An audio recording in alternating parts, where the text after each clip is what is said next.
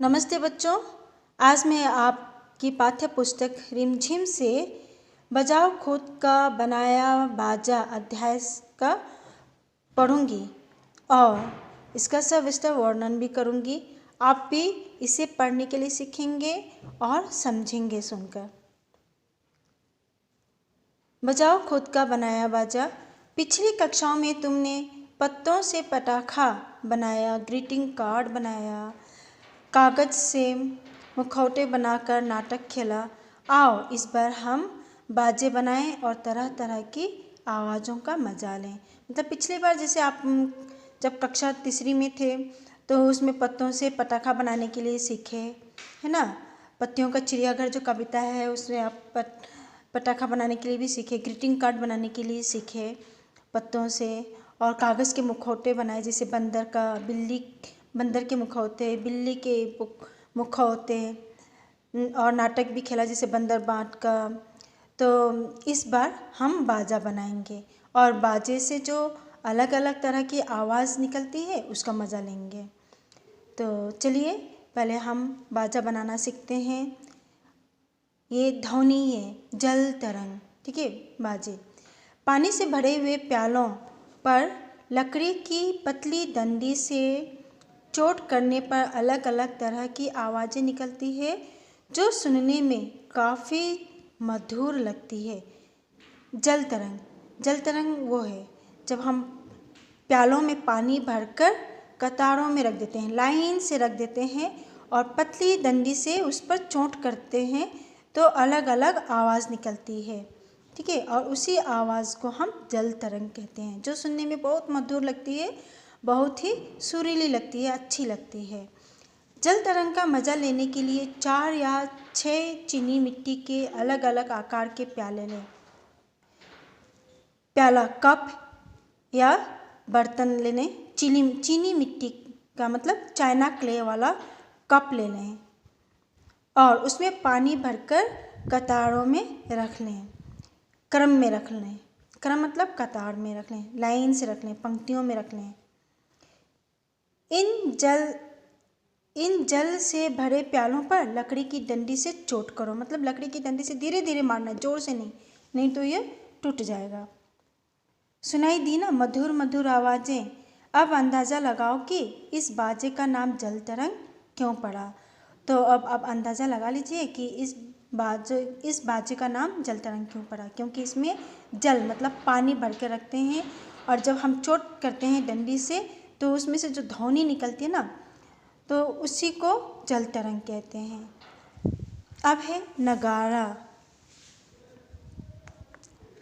नगारा ढोलक के जैसे होता है लेकिन थोड़ा बड़ा आकार में होता है नगारा, और जिसे जो डंडी पर, यहाँ मान लो ये डंडी है और यहाँ कपड़े का मोटा वो बना देते हैं, बांध देते हैं और उसी से जब चोट करते हैं तो आवाज़ निकलती है। तो ये नगारा तो खूब बड़ा होता है। आप लोग देखिए नगारा खूब बड़ा होता है। जैसे राजा का कहानी भी आप लोग पढ़ते हैं तो देखते हैं ना, नगारा एक तो बड़ा सा बना होता है और उसको बजा बजा कर सबको संदेश पहुंचाया जाता है, कुछ अनाउंसमेंट भी किया जाता है। नगारा तो खूब बड़ा होता है पर हम एक छोटा सा नगारा बनाएंगे। वैसे तो नगारा बड़ा होता है लेकिन हम क्या करेंगे, हम एक छोटा सा नगारा बनाएंगे और इसके लिए नारियल का खोल, एक बड़ा गुब्बारा मतलब बैलून, और धागा ले लो।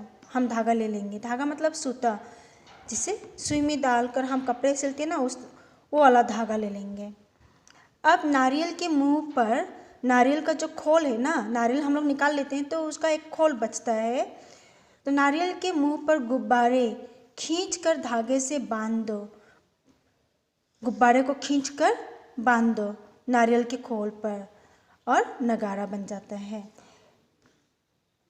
अब आप पतली लकड़ी के सिरे मतलब ये जो पॉइंट होता है ना अंत वाला, उसके सिरे पर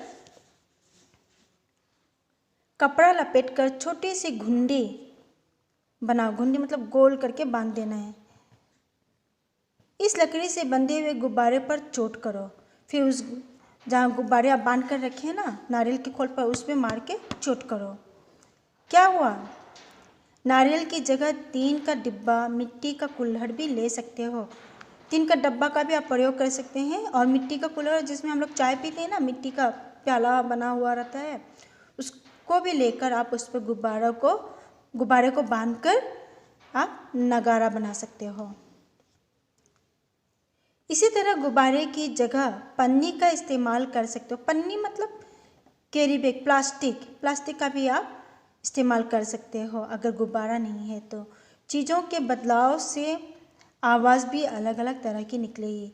आप प्लास्टिक को बांधोगे, कैरी बैग को बांधोगे तो उस पर भी अलग अलग आवाज़ निकलेगी, और गुब्बारा का आवाज़ अलग होता है। अब हम धागे का बाजा बनाना सीखेंगे। धागे से बाजा बनाने के लिए तुम पहले पतले धागे का एक टुकड़ा लो। पतला धागा ले लेना है। इसके एक सिरे को अपने एक हाथ की उंगली में लपेटकर उसे अपने एक कान से सटाओ। यहाँ जैसे दिखाया ना, एक उंगली में पकड़ लेना है और एक सिरे को पकड़ के कान के पास चिपका के रखना है, सटा कर रखना है।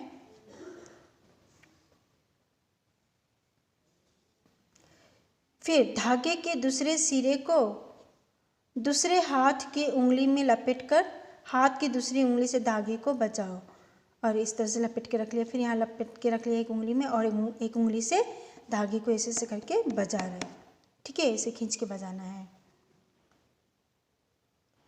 उंगली से ऐसे खींच के फिर छोड़ देना है, पकड़ के फिर छोड़ देना है, तो उसमें से ध्वनि निकलती है, आवाज़ निकलती है। तुम्हारे ऐसा करने से अलग अलग प्रकार की आवाज़ें बाहर आएंगी। अब तुम धागे की लंबाई कम या ज़्यादा करके आवाज़ों में बदलाव ला सकते हो। अगर लंबी है धागा तो उसकी आवाज़ अलग होगी, थोड़ा छोटा कर दोगे तो उसकी आवाज़ अलग होगी। तो इस तरह से आप अलग अलग आकार करके आप धागा को छोटा बड़ा करके आप लोग अलग अलग आवाज़ सुन सकते हो। आओ चलते चलते आवाज़ों में बदलाव का एक और प्रयोग करें। आवाज़ कहाँ अलग अलग होती है उसका और एक प्रयोग करते हैं हम। कंघी तो आप सबको पता है, जिसे हम बाल झाड़ते हैं। तो कंघी को पतले कागज़ों में लपेटकर मुंह के पास लाओ। कंघी को एक पतला कागज़ में लपेट लीजिए और उसे मुंह के पास ले आइए। अब उसमें कुछ बोलो या गुनगुनाओ। देखो आवाज़ों में बदलाव स्पष्ट सुनाई पड़ेगा। तो आप उस कंघी को अपने मुंह के पास लाइए और उसमें गुनगुनाइए, कुछ गाना गाइए, कविता गाइए या कुछ बोलिए। तो देखिए उसमें आपको आवाज़ बदला हुआ सुनाई देगा, एकदम स्पष्ट साफ आपको पता चलेगा आवाज़ बदला हुआ। तो ठीक है बच्चों, आप समझ गए कि हम कैसे कैसे हम आवाज़ को बदल सकते हैं, सुन सकते हैं। अपने से हम नगाड़ा बनाकर उसको बजाकर हम खेल सकते हैं, मज़ा ले सकते हैं, जल तरंग बना सकते हैं। ठीक है बच्चों, तो आज के लिए इतना ही। धन्यवाद।